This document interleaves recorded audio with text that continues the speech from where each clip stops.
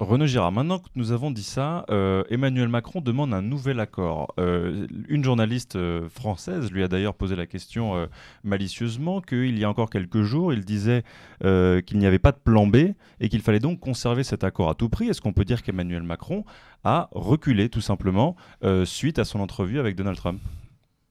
Non, on ne peut pas dire qu'il a reculé. On pourrait dire qu'il avait reculé si la France avait dit « je me range à l'avis des États-Unis, je considère que le JCPOA est un très mauvais accord, et donc je me retire du JCPOA ». Ça aurait été de se ranger à l'avis de Trump et de ne plus être allié, mais bien aligné. Mais la grammaire a changé. Il nous dit maintenant, nous allons faire un nouvel accord, l'améliorer, prendre en compte les considérations américaines.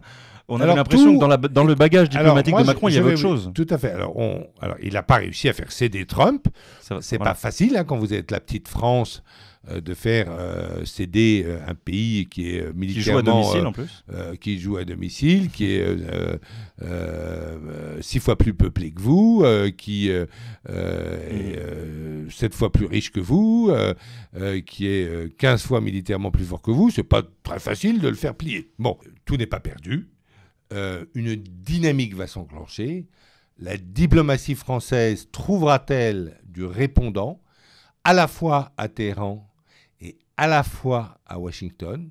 C'est encore trop tôt pour le dire. Espérons-le, parce que moi je pense que c'est très important. Et cette nouvelle approche de réel politique change les choses. C'est très important que la Perse et la Russie, qui sont deux grands pays orientaux, que ces deux très vieux et très grandes puissances orientales que sont la Perse et la Russie, je pense qu'il est très important de les ramener dans la communauté internationale. Et je pense que le président Macron partage cette opinion. Bien sûr, les Iraniens, par le passé, ont pu commettre des actes répréhensibles. Même chose pour les Russes.